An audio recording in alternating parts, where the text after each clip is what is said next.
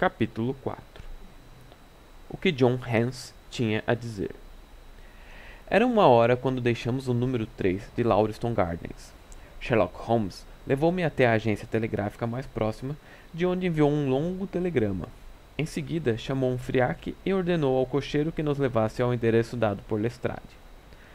Não há nada como indícios em primeira mão, comentou. Na verdade, minha opinião sobre o caso está inteiramente formada, mas isso não nos impede de apurar o que há para ser apurado. Você me espanta, Holmes, disse eu. Certamente não está tão seguro quanto aparenta acerca de todos aqueles detalhes que mencionou. Não há nenhuma margem para erro, respondeu ele. Logo, a primeira coisa que observei ao chegar lá foi que o fiacre havia feito 2 sulcos com 2 rodas junto ao meio-fio. Ora, até ontem à noite não tínhamos tido nenhuma chuva por 1 semana. Portanto, aquelas rodas que deixaram marca tão profunda deviam ter estacionado durante a noite. Havia as marcas das patas do cavalo, também, e o contorno de uma era mais bem delineada que a das outras 3, mostrando que se tratava de uma ferradura nova. Como o coche esteve ali depois que a chuva começou, e não esteve ali em momento algum durante a manhã, Gregson me garantiu isso. Segue-se que deve ter estado ali durante a noite, e portanto que levou aqueles 2 indivíduos até a casa. Isso parece bastante simples, disse eu, mas e quanto à altura do outro homem? Ora, em 9 entre 10 casos, a altura de um homem pode ser determinada pelo comprimento de seus passos. É um cálculo razoavelmente simples, embora seja inútil eu aborrecê-lo com números. Eu tinha o passo desse sujeito tanto na argila fora da casa como na poeira dentro. Depois tive uma maneira de verificar se meu cálculo. Quando um homem escreve numa parede, meu instinto o leva a fazê-lo acima do nível de seus olhos. Ora, aquela palavra está a pouco mais de 1,80 m do chão. Foi uma brincadeira de criança. E sua idade? Perguntei. Bem, um rapaz capaz de dar passadas de 1,30 m sem o menor esforço não pode ser um velhinho. Essa era a largura de uma poça no caminho do jardim que ele havia evidentemente transposto. As botinas de verniz a haviam contornado, as de bico quadrado tinham saltado. Não há nenhum mistério em tudo isso. Estou simplesmente aplicando à vida comum alguns daqueles preceitos de observação e dedução que defendi naquele artigo. Há alguma mais coisa que o intrigue? As unhas e o triquinopole, sugeri. A palavra na parede foi escrita com um dedo indicador masculino molhado em sangue. Minha lupa permitiu-me observar que, ao fazê-lo, o homem arranhou ligeiramente o reboco, o que não teria acontecido se sua unha estivesse aparada. Colhi algumas cinzas espalhadas pelo assoalho. Eram escuras e flocosas. Só um triquinopóleo produz cinzas assim. Fiz um estudo especial sobre cinzas de charuto. De fato, escrevi uma monografia sobre o assunto. Gabo-me de ser capaz de distinguir num relance a cinza de qualquer marca conhecida, seja de charuto ou de tabaco. É exatamente em detalhes desse tipo que o detetive competente difere do gênero representado por Gregson e Lestrade. E o rosto corado? Perguntei. Aquele foi um palpite mais ousado, embora eu não tenha dúvida de que estava certo. Não deve me perguntar isso na fase atual do caso. Passei a mão na testa. Minha cabeça está girando, observei. Quanto mais se pensa sobre isso, mais misterioso fica. Por que esses 2 homens, se é que eram 2 homens, entraram numa casa vazia? Que foi feito do cocheiro que os levou? Como pôde um homem obrigar outro a tomar veneno? De onde veio o sangue? Qual era o objetivo do assassinato? Já que não envolveu roubo, como a aliança da mulher foi parar ali? Acima de tudo, por que o segundo homem haveria de escrever a palavra alemã Rache antes de se safar? Confesso não ver nenhuma maneira possível de conciliar todos esses fatos. Meu companheiro abriu um sorriso aprovador. Você resumiu as dificuldades da situação clara e sucintamente, disse. Muita coisa ainda está obscura, embora eu já tenha uma opinião inteiramente formada sobre os fatos principais. Quanto à descoberta do pobre Lestrade, aquilo foi simplesmente um ardil destinado a despistar a polícia, sugerindo socialismo e sociedades secretas. Não foi feito por um alemão. O A, se você notou, estava grafado um pouco à maneira alemã. Ora, como o verdadeiro alemão usa invariavelmente os caracteres latinos para escrever em letra de forma, podemos dizer com segurança que a palavra não foi escrita por mas por um imitador canhestro que se excedeu no seu papel. É um mero estratagema para desviar a investigação para um canal errado. Não lhe direi muito mais sobre o caso, doutor. Como sabe, o mágico perde todo o crédito depois que explica seu truque. e se eu lhe mostrar demais do meu método de trabalho, chegará à conclusão de que afinal não passo de um sujeito muito comum. Nunca, respondi. Ninguém tornará a detecção tão próxima de uma ciência exata como você o fez. Meu companheiro corou de prazer ante as minhas palavras e a maneira sincera como as pronunciara.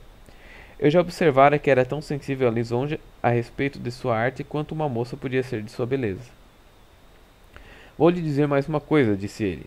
Verniz e Bico Quadrado vieram no mesmo fiacre e percorreram o caminho junto, tão amigavelmente quanto possível.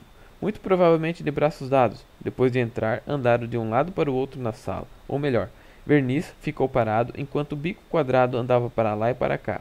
Pude ver tudo isso na poeira, e pude ver que à medida que andava ficava cada vez mais alvoroçado. Isso é revelado pelo tamanho crescente de seus passos. Ele falava sem parar e ficava sem dúvida cada vez mais furioso. Então a tragédia aconteceu. Agora eu lhe contei tudo o que sei, pois o resto é mera suposição e conjectura. Mas temos uma boa base para começar a trabalhar. Devemos nos apressar, porque quero ir ao concerto de Halle, ouvir Norman Neruda esta tarde. Essa conversa ocorrera enquanto nosso fiacre enveredava por uma longa sucessão de ruas sujas e de travessas lúgubres. Na mais suja e lúgubre delas, nosso cocheiro parou de repente. Audley Court é ali, disse, apontando para uma fenda estreita na linha de tijolos foscos. Os senhores me encontrarão aqui quando voltarem. Audley Court não era um lugar atraente. A passagem estreita nos levou para um quadrilátero lajeado e cercado por casas sórdidas. Passando por entre grupos de crianças encardidas e varais com roupas desbotadas, chegamos ao número 46, cuja porta era decorada com uma plaquinha de latão com o nome Hans gravado. Perguntando, fomos informados de que o policial estava deitado e introduzidos numa saleta para esperá-lo. Ele entrou logo depois, parecendo um pouco irritado por ter sido perturbado em seu cochilo. Fiz meu relatório na delegacia, disse ele. Holmes tirou o meio soberano do bolso e pôs-se a brincar com ele, pensativamente. Achamos que seria bom ouvir tudo dos seus próprios lábios, disse. Terei o maior prazer em lhe contar tudo o que puder, respondeu o policial, os olhos pregados no pequeno disco de ouro. Basta que nos conte a sua maneira como tudo aconteceu. Hans sentou-se no sofá de crina e franziu as sobrancelhas, como se determinado a não omitir coisa alguma em sua narrativa. Vou lhes contar desde o começo, disse. Minha ronda vai de 10 da noite às 6 da manhã. Às 11 horas houve uma briga na White Hart. Fora isso, porém, tudo estava muito tranquilo na área. A 1 hora começou a chover, e me encontrei com Harry Mercer, que cobre a área de Holland Grove, e ficamos conversando na esquina de Henrietta Street. Pouco depois, talvez por volta das 2 horas, um pouco mais, pensei em ir ver se estava tudo certo em Brixton Road. Estava horrivelmente enlameada e deserta. Não encontrei viva alma em todo o percurso, embora um ou dois fiacres tenham passado por mim. Eu perambulava pensando com meus botões que uma boa dose de gin viria a calhar, quando de repente percebi uma luz na janela daquela mesma casa. Ora, eu sabia que aquelas 2 casas em Lauriston Gardens estavam vazias porque o proprietário não quer mandar limpar os bueiros, embora o último inquilino de uma delas tenha morrido de febre tifoide. Assim, fiquei surpreso ao ver uma luz na janela e desconfiei que havia alguma coisa errada. Quando cheguei à porta, porém, você parou e em seguida caminhou de volta até o portão do jardim, interrompeu meu companheiro. Por quê? Hans teve um forte sobressalto e fitou Sherlock Holmes espantadíssimo. Ora, é verdade, senhor, disse, embora só Deus saiba como ficou sabendo disso. Veja, quando cheguei à porta, estava tudo tão silencioso e ermo que pensei que não seria mal ter alguém comigo. Nunca tive medo de coisa nenhuma desse mundo, mas pensei que o tal que tinha morrido de febre tifoide podia estar inspecionando os bueiros que o tinham matado. Essa ideia me deixou apavorado e voltei para o portão para ver se avistava a lanterna de Mercer. Mas não havia sinal, nem dele, nem de mais ninguém na rua. Não havia ninguém na rua? Viva alma, senhor. Nem mesmo um cachorro. Tratei então de me controlar e voltei a abrir a porta. Como estava tudo quieto lá dentro, fui até a sala onde havia uma luz acesa. Era uma vela tremulando no aparador da lareira. Uma vela de cera vermelha. E a luz dela eu vi. Sim, sei tudo o que viu. Você andou pela sala várias vezes e ajoelhou-se junto ao corpo. Depois saiu e experimentou a porta da cozinha.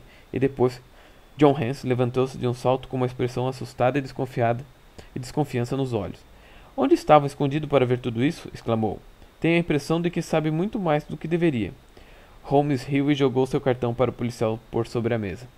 Não vai me prender por assassinato, disse. Sou um dos cães de caça, não o lobo, Mr. Gregson. Ou Mr. Lestrade pode lhe confirmar isso. Mas vá em frente. Que fez em seguida? Hans sentou-se de novo, mas sem perder a expressão espantada. Voltei até o portão e toquei meu apito. Isso levou Murcher e mais 2 ao local. A rua estava vazia nesse momento? Bem, estava, se formos contar só quem podia ter alguma valia. Que quer dizer? Os traços do policial se alargaram num sorriso. Já vi muito bêbado nessa vida, disse, mas nunca alguém tão borracho como aquele sujeito.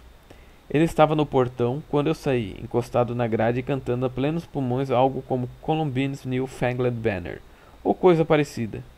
Não conseguia ficar de pé, muito menos ajudar. Que tipo de homem era? Perguntou Sherlock Holmes. John Hance pareceu um pouco irritado com essa digressão. Era um bêbado de marca maior, respondeu. Teria ido parar na delegacia se não estivesse tão ocupado. O rosto dele, as roupas, não os observou? Interveio Holmes impaciente. Eu diria que eu os observei porque tive até de escorá-lo, junto com Murcher. Era um camarada comprido de cara vermelha e parte inferior coberta. Basta, exclamou Holmes. Que foi feito dele? Ah, tínhamos mais o que fazer do que tomar conta dele, respondeu o policial num tom melindrado. Aposto que encontrou o caminho de casa direitinho. Como estava vestido? Um sobretudo marrom. Tinha um chicote na mão? Um chicote, não. Aqui está meio soberano para você, disse meu companheiro, levantando-se e pegando seu chapéu. Temo, Hans, que você nunca vá muito longe na polícia. Essa sua cabeça não deveria servir apenas de enfeite. O homem que você teve nas mãos é quem detém a chave desse mistério, e quem estamos procurando. Não adianta discutir sobre isso agora, eu lhe garanto que é assim, e vamos, doutor. Rumamos juntos para o fiacre, deixando nosso informante incrédulo, mas obviamente inquieto. O grandessíssimo pateta, disse Holmes com acrimônia, quando voltávamos para o nosso apartamento. Pensar que teve um golpe de sorte tão incomparável e não tirou proveito dele. Continuo sem entender nada. É verdade que a descrição desse homem corresponde à sua ideia do segundo personagem desse mistério. Mas por que teria ele voltado à casa depois de deixá-la? Não é o que os criminosos costumam fazer? O anel, homem, o anel. Foi por isso que ele voltou. Se não tivermos nenhuma outra maneira de apanhá-lo, sempre poderemos usar o anel como isca. Eu o pegarei, doutor. Aposto 2 contra 1 como o agarro.